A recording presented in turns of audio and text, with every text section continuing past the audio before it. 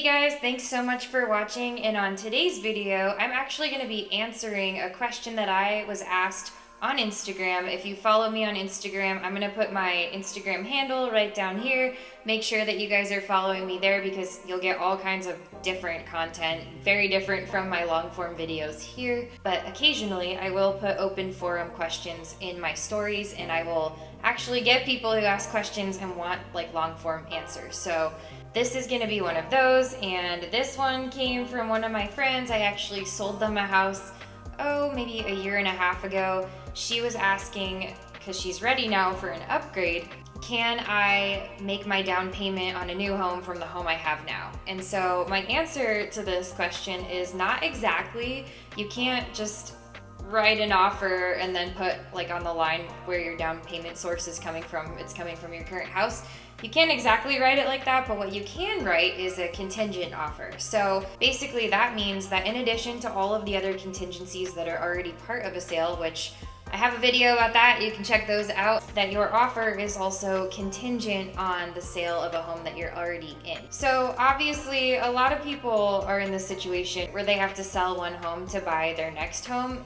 Actually, most people are, because after you purchase your first home, it's pretty rare that you're gonna just have this like grace window where you don't have a mortgage payment and yet you're trying to upgrade. So this is a really common situation that we see in real estate, and there are some ways that you can navigate this. And of course, as your agent, I would try to make this as seamless as possible for you. So given our current market conditions, which actually, because now we're in this like late spring, early summer part of the year, the market is starting to heat back up. There is a lot of competition on the buyer side. What I advised my friend to do was, first things first, chat with a lender, and I can connect you to one in our market who is amazing. But you're gonna wanna make sure that you run those numbers, and I would provide kind of like the pricing analysis on your current home for them. And, assuming that you were able to get that price or close to that price, a lender is going to be able to tell you, with all the costs that go into selling a home, what your net proceeds would actually look like.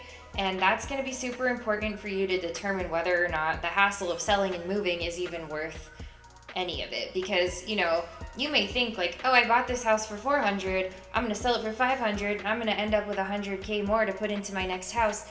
Well, that's kind of true, but there are a lot of other fees that go into the actual sale of the home. So you're going to want to have a lender run a seller net sheet for you and make sure that you're really clear on what your potential net gain would be before you even bother listing it, moving it, and all that goes with, having showings and open houses and all of that. So that's step one. Step two would be like, in this market, because it is starting to get really competitive, I would advise that you actually, you're sure you're going to want to list your home and that you're going to sell it and that the numbers are going to pencil. I would advise you to go ahead and get that listing live, start marketing your home, working with your agent to get it sold.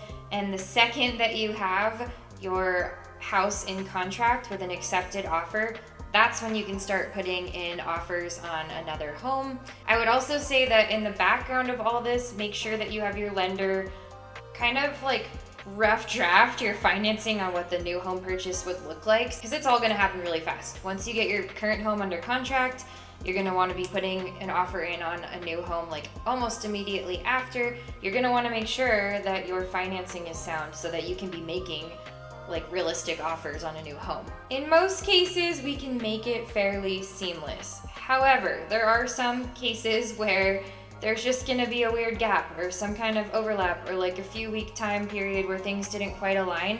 And so there are a few solutions in that case. One of them is a leaseback. So let's say you have your home in contract, you have your new home in contract, but there's gonna be like 3 weeks in between from when you have to move out to when you can start moving in. So one thing you can ask the buyers for who are buying your current home that you are selling is if you could negotiate a 3-week lease back. So in that case, you'd be able to just buy yourself a little bit of extra time to move out. If you have any further questions on contingent sales or how to make a seamless move from one home to another, I would love to be a resource for you. You can book a free call with me. There's a link to do that in the description box below. Just book at your convenience. We'll hop on a call and I can understand what your needs are, get your questions answered, and help you devise a strategy with your next and best steps. It's no obligation and totally free, so you might as well hit me up. And if you guys haven't already, please make sure you hit that like and that subscribe button. I put out new videos every single week about the Northern Nevada housing market, the Reno Sparks lifestyle, and all things related to buying and selling real estate. Thank you guys so much for watching, and I'll see you next time.